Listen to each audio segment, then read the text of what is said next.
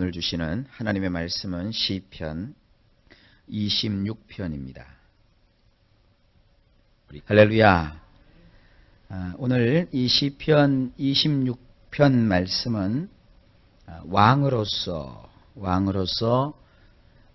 통치하는 그런 통치자의 자세, 또 예배자로서 하나님을 예배하는 사람의 삶의 각오, 그리고 그 삶의 모습, 혹은 하나님께 날마다 나아가며 기도하는 사람의 삶의 태도, 이와 같은 것들을 보여주고 있는 아주 소중한 말씀입니다. 다윗의 시라고 되어 있고요. 1절을 보게 되면 내가 나의 완전함에 행하였사오며 그랬어요. 여기서 이 완전하다라고 하는 것은요, 성실하다라는 뜻입니다. 이 성실하다는 것은 어떤 뜻을 가지고 있느냐 하면 군인이 자기가 맹세한 것을 철저히 지키는 그런 것을 뜻합니다. 그래서 하나님, 내가 나의 완전함에 행하였다라고 하는 것은 자기가 하나님 앞에서 하나님의 군사로서 하나님이 쓰시는 그와 같은 사람으로서 맹세한 게 있다고요. 약속한 게 있다고요. 그것을 내가 성실하게 철저하게 지킵니다. 이런 뜻입니다. 내가 나의 완전함에 행하였사오며 요동치 아니했다 그랬어요. 우리말로 보면은 요동치 아니했다 그러면 흔들리지 않았다, 이런 식으로 우리가 생각할 수가 있습니다. 근데 원문을 보게 되면 흔들리지 아니하였다라는 말 대신에 미끄러지지 아니하였다라는 말로 되어 있어요. 우리가 신앙생활을 하면서 미끄러질 수 있다고요. 미끄러질 수. 그러나 미끄러지지 않는다는 거예요. 마음을 굳게 정하여서 내가 이 신앙을 절대로 놓치지 않는다는 거예요. 그러나 연약한 사람들을 보면 이런 것이 많죠. 내가 열심히 믿으려고 했는데 믿을 수 없다. 내가 이토록 하나님께 충성을 다하고 열과성을 다하는데 도대체 내가 왜 이런 일을 겪어야 되느냐. 난 이제 더 이상 믿음을 가지지 않겠다 하고 쭉 미끄러지는 거예요. 여러분, 화장실을 들어가는데 그 슬리퍼가 너무 미끄러운 걸 신어가지고 쭉 미끄러져서 넘어지면 누구만 다치고 누구만 손해예요? 화장실 쓰레빠는 염려도 없어요. 그리고 화장실 바닥은 다치지도 않아요. 넘어지고 미끄러지면 넘어지고 미끄러진 사람만 손해예요. 신앙생활은 미끄러지면 안 돼요. 우리가 미끄러지는 걸 뭐라고 그러죠? 시험에 들었다 그래요. 신앙생활하다가 참 그 시험에 드는 이런 성도들이 있으면 안 되겠지만 간혹 시험에 드는 사람들이 있어요. 그 시험에 드는 사람들이 이렇게 하는 모습을 보면 좀 세상 시쳇말로 꼴불견이에요. 믿음을 가진 사람은 진실하게 하나님 앞에 나와서 기도하고 모든 문제를 하나님께 맡기고 언제나 좋은 것만 있지 않잖아요. 좋지 않을 때도 하나님을 의지하고 하나님 앞에 믿음을 보이는 이러한 자세를 가져야 그게 참 예배자이고 그게 참 왕이고 그게 참 하나님 앞에 기도하는 사람의 모습입니다. 이러한 모습을 다윗이 일평생 가지고 살았어요. 그런 걸 본받아야 되는 거예요. 여러분, 절대로 하나님 앞에서 미끄러지는 일이 없기를 바랍니다. 그 다음에 여호와를 의지하였사오니 그랬어요. 이 의지했다라는 것은 정말로 하나님을 신뢰했다, 하나님을 믿었다라는 뜻입니다. 그 다음에 이제 그 다음에 그렇게 되었사오니 하나님 나를 판단하소서 이렇게 돼 있어요. 워낙은 그 원문에 보면 판단하소서라는 말이 제일 앞부분에 나와요. 그 앞부분에 나오는 것은 아주 중요한 단어입니다. 그래서 오늘 이 시편 26편에서 판단하다라는 말이 가장 중요한 말입니다. 그래서 이 판단하다라는 것을 원문으로는 샤파트라고 하거든요. 이 샤파트라는 말은 뭐냐면 정부가 통치를 행하는 정부의 통치 행위를 가리켜요. 오늘에도 마찬가지지만 정부는 세 가지 기능을 하는 곳이거든요. 하나는 정부는 입법기관이에요. 법을 세우는 것이고 통치를 행할 때는 두 번째 사법기능이 있어요. 사법은 뭐예요? 법을 세웠으니까 법대로 집행을 해야 되죠. 법만 있나요? 아니죠. 법에 따라서 통치를 하는 행정의 기능이 있는 거예요. 그래서 오늘날 국가는 입법부와 사법부와 행정부가 3권이 분립되어 있어요. 서로 견제해서 백성들을 아주 잘 살 수 있도록 이끌어주기 위해서인 것이죠. 근데 우리나라는 지금 어때요? 행정부와 입법부와 사법부가 서로 맨날 머리통 터지게 싸우죠. 국회가 싸우고 또 지금 무슨 사법기관인 법원과 검찰이 싸우고 또 행정부서에서는 돈을만 주고 국가를 운영하는 사람이 부정하고 부패하니까 나라가 아주 힘들고 어렵다는 말이에요. 근데 이 고대 사회에서는 다윗이 통치했던 그 사회에서는 왕이 입법권과 사법권과 행정권을 다 가지고 있었어요. 그래서 여기 하나님 앞에 고백을 하는 거예요. 하나님, 나를 통치해 주세요. 나를 위해서 법을 세워주시고 나를 위해서 그 법을 집행하시고 나를 위해서 어떠한 그 통치력을 행사하소서. 이 모든 그 정부가 백성들을 위해서 혜택을 주고 백성들의 복리와 복지의 증진을 위해서 애쓰는 것처럼 하나님께서 나를 위하여 그러한 샤파트 판단을 내리시고 통치를 하옵소서. 지금 그런 거예요. 자, 그러니까 이 말씀을 원문에 따라서 다시 한번 번역을 하면 이렇습니다. 아도나이시여 나를 샤파트 해 주옵소서. 왜냐하면 나는 현재 성실함 가운데 다니고 있기 때문입니다. 그리고 나는 아도나이를 신뢰함으로써 미끄러지지 아니하고 있기 때문입니다. 이거예요. 그러니까 하나님이 우리를 다스려 주고 싶으셔도 하나님께서 우리의 인생을 개입하셔서 우리를 위해서 놀라운 일을 이루고 싶으셔도 우리가 이걸 하지 아니하면 하나님은 그렇게 하지 않으시는 거예요. 우리가 해야 될 일이 뭐예요? 첫째가 성실한 거예요. 하나님 앞에 약속한 것은 해로울지라도 지키는 거예요. 처음에 가졌던 그 하나님을 향한 열정을 조금 더 약화시키지 않는 거예요. 그리고 두 번째로는 하나님을 철저하게 신뢰하고 믿음으로 미끄러지지 않는 거예요. 그러면 하나님이 그의 인생 속에 개입하셔서 도와주시고 복을 내리시고 역사를 이루시는 거예요. 근데 이런 걸 가지고 목사님이 강단에서 설교할 때는 쉽게 이렇게 얘기를 하죠. 낙심하지 마세요. 낙심이 뭐예요? 미끄러지는 거예요. 미끄러지는 거. 하나님만을 의지하세요. 하나님을 신뢰하는 거예요. 그리고 무슨 일을 행하든지 감정을 따라 하지 마시고 기도하며 하세요. 신앙생활하면서 에휴 나 저 사람 때문에 기분 나빠서 교회 안 다녀. 나 저 사람 꼴 보기 싫어서 일 안 해. 이런 일이 참 많다고요. 저나 여러분들은 그런 일이 없기를 주의 이름으로 축복합니다. 목회를 해도 말이죠.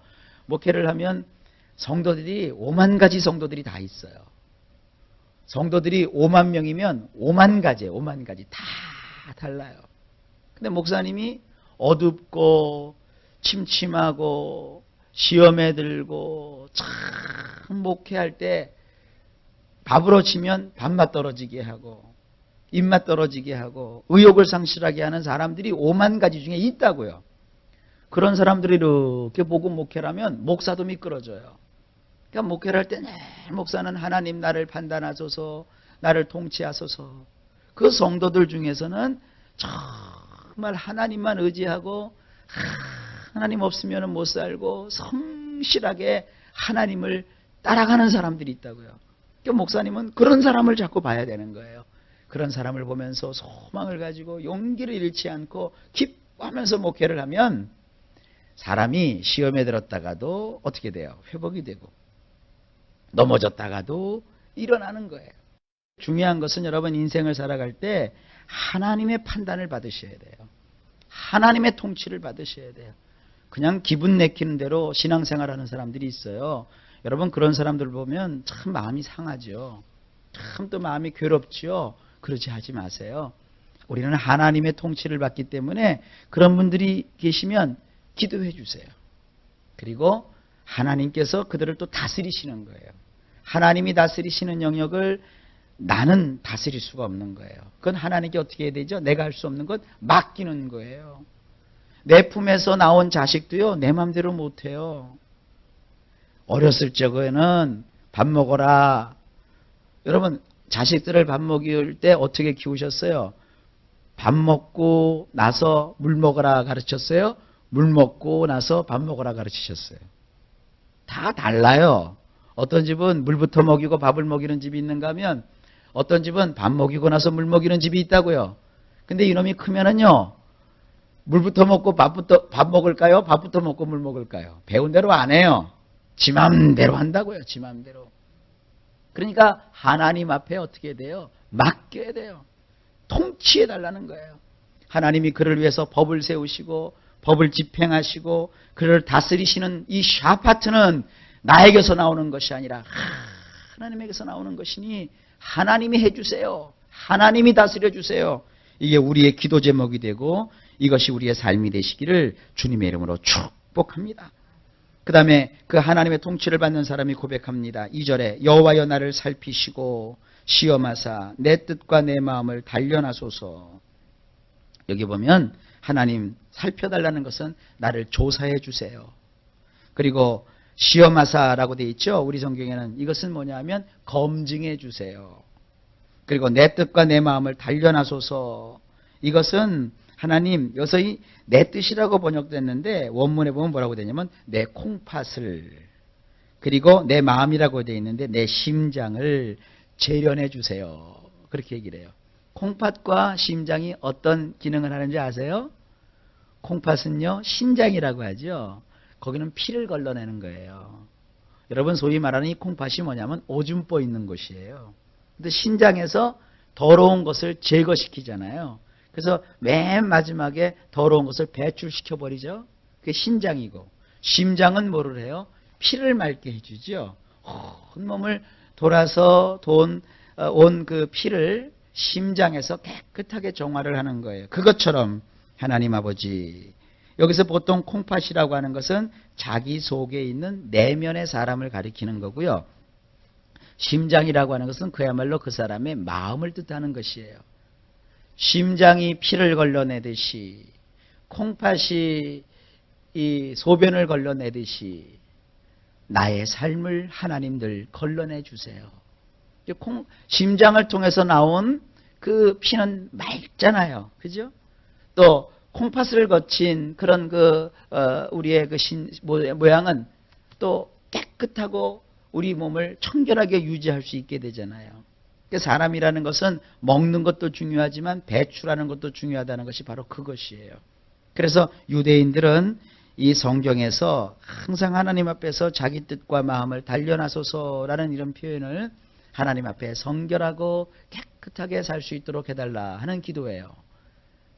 우리는 늘 깨끗할 수 없어요. 늘 올바를 수 없어요. 그러니까 날마다 하나님의 인도를 받는 거죠. 또 씻기고 또 깨끗하게 되고. 그러니까 여러분들이 교회 다니면서 일평생 이런 마음 가지셔야 돼요.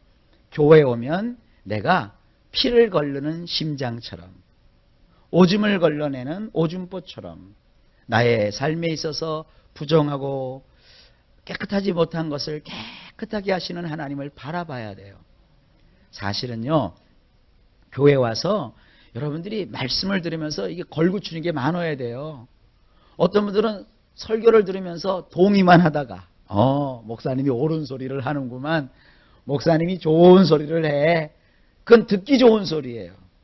말씀을 들으면서 저게 문제였구나. 내가 저게 부족했구나. 그래, 내가 그런 모양을 가지고 살았어. 내가 또 하나님 앞에 이런 죄를 졌었구나. 이런 자세로 말씀을 들어야 되는 거거든요. 그래야 걸러지지요. 그저 그냥 깨끗한 척, 다 아는 척, 다 된 것처럼. 저는 그래서 설교 시간에 고개를 끄덕끄덕 하는 사람보다는 아멘을 외치는 사람을 좋아해요. 설교를 듣다 보면 목사님이 내 생각하고 똑같은 소리를 했다는 거예요. 똑같은 생각을 하고 똑같은 말을 했다는 거예요. 그리고 내 생각과 다른 얘기를 하면 벌써 얼굴이 새카매지고 얼굴이 붉어지고 푸르러지고. 여러분, 그렇게 신앙생활 하시면 안 돼요. 하나님의 말씀을 듣고 하나님의 말씀 앞에서 내가 그 말씀 앞에서 이렇게 달라지고 이렇게 변화되고 이렇게 하나님이 나를 다스려 주시는구나. 그래서 하나님 앞에서 내 뜻과 내 마음을 하나님이 재련해 주시는 거예요. 그래서 이 단련하다는 것은 깨끗하게 걸러내셨다, 깨끗하게 재련하셨다, 이런 뜻입니다. 그러면서 3절에 보니까 주의 인자심이 내 목전에 있습니다. 이 인자라고 하는 것은 인애를 뜻하는 것이고요. 그래서 내가 주의 진리 중에 행하여 싸움나이다. 여기서 그 진리 중에 행했다는 것은 진리 가운데서 끊임없이 행하였다라는 뜻이고요. 그 다음에 나는 허망한 사람과 같이 앉지 아니하였습니다. 그랬어요. 그래서 이 허망하다라고 하는 것은 빈 깡통과 같은 사람이라는 뜻이에요. 그리고 간사한 자와 동행하지도 않았다 그랬어요. 이 간사한 자라고 하는 것은 속에 나쁜 꿍꿍이를 가지고 숨기며 사는 사람입니다. 그런 사람과 내가 동행하지 아니하였습니다. 내가 행악자의 집회를 미워하오니 악한 자와 같이 앉지 아니하니이다. 여기서 이 행악자라고 하는 것은 율법을 파기하는 자예요. 하나님의 말씀을 거부하는 자예요. 그런 사람들이 모임을 혐오합니다. 꼭 보면은 교회에서도 보면 이 기도하는 사람들은 어떤 모임을 잘 안 가져요. 그냥 나와서 예배 시간에 기도하면 돼요. 근데 꼭 이 행악자들은 모임을 가져요. 악한 사람은 이렇게 모여요. 여러분, 그런 거 좋지 않습니다. 오히려 기도하고 충성하고 헌신하는 이런 사람들의 모임 속에 들어가야지, 이렇게 행악자들의 집회를 가지고 있어요. 이런 것을 다윗은 혐오한다고 그랬어요. 그리고 악한 자와 같이 앉지 아니한다 그랬습니다. 이 악한 자라는 것은 범죄를 일삼는 자를 뜻해요. 6절에 보면 여호와여 내가 무죄함으로 손을 씻고 주의 단에 두루 다니며, 여기서 이게 손을 씻는다라고 하는 것은 뭐냐면 손바닥을 깨끗하게 씻었다는 거예요. 여기서 무죄함으로 손을 씻었다. 그래서 이 무죄하다라는 것은 뭐냐면 황폐한 사막과 같이 아무것도 없는 상태입니다. 사막에 가보면 풀 한 폭이 나무 한 그루 없거든요. 그러니까 내 손에는 그러한 더러운 것을 하나도 남기지 않고 손을 씻어버렸다는 거예요. 그리고 나는 주님의 단에, 주님의 제단에서 두루 다닌다 그랬어요. 감사의 소리를 하나님께 들리게 하고 주님이 행하신 기이한 일들을 내가 말하겠습니다. 자세하게 말하겠습니다 라는 뜻이에요. 여호와여 내가 주의 계신 집과 주의 영광이 거하는 곳을 사랑하오니 내 영혼을 죄인과 함께 내 생명을 살인자와 함께 거두지 마소서. 이 살인자라고 하는 것은 이것은 뭐냐면 피 흘리기를 좋아하는 자, 피에 굶주린 자를 뜻해요. 그런 사람들은 어떻게 삽니까? 손에 악득함이 있고 악한 것이죠. 그 오른손에 뇌물이 가득하였고 자기 이익이 있을 때만 움직이는 사람들이에요. 나는 나의 완전함에 행하리오니 나를 구속하시고 긍휼히 여기소서. 여기서 이 완전함이라는 것이 1절에 나온 그 성실함입니다. 그래서 구속하셨다는 것은 값주고 사셨다는 것이고, 긍휼히 여기신다라고 하는 것은 진심 어린 마음으로 궁핍에 처한 사람에게 무언가를 주려 한다는 것이에요. 그래서 우리 하나님께서는 우리에게 뭔가를 기꺼이 주시는 하나님이세요. 그러한 하나님으로서 나에게 다가오셔서 나의 궁핍한 것을 채워주시옵소서. 하나님의 통치를 받는 사람, 하나님의 다스림을 받는 사람의 기도가 바로 이거예요. 사람에게서 무슨 도움이 오지 않습니다. 하나님이 나를 도우셔야 되는 거예요. 그랬더니 어떤 일이 벌어져요? 12절에 내 발이 평탄한 데서 싸우니. 이 평탄하다는 말도 참 많은 뜻을 가지고 있습니다. 똑바르다, 곧다, 수평을 이루다. 여러분, 판단은 정의로워야 되고요. 법은 공평해야 되듯이 내 발은 어느 곳으로도 치우치지 않는 그런 중심을 잡은 자가 되는 거예요. 이런 자가 교회에 많아지면 그 교회는요 크게 부흥하고요. 이런 삶으로 우리가 삶을 살면 일평생 내내 하나님의 도우심이 있는 거예요. 회중에서 내가 여호와를 송축하리이다 그랬어요. 찬양하리로다 그랬다고요. 이런 거 다윗이 왕이 되어서 오늘 이 본문에 보면 굉장히 심각한 얘기가 많습니다. 그래서 이 26편 같은 말씀은 특별히 목회자, 또 교회에서 구역장, 혹은 지도자, 교회 어떤 기관을 맡은 기관장들이 많이 애송을 해야 돼요. 그래서 이 말씀을 보고 내 감정으로 내 뜻대로 사람을 대하지 않고 하나님이 나를 다스리시고 통치하시도록 하셔서 모든 일을 행하는 데 있어서 치우침이 없이 하나님이 원하시는 방향으로 한 걸음 한 걸음 인생을 살아가는 이런 지혜를 이 26편에서 얻을 수 있습니다. 우리 성경을 보면 그런 게 잘 안 나타나죠. 이런 그 말씀에 깊이 있는 뜻이 담겨 있는 아주 심각하고 중요한 내용이 담겨져 있습니다. 이 시편 26편의 말씀을 묵상함으로 날마다 이기시고 여러분들이 결국은 교회의 지도자로서 아름다운 사명을 감당해 나가는 역사가 있기를 예수님의 이름으로 간절히 축복합니다.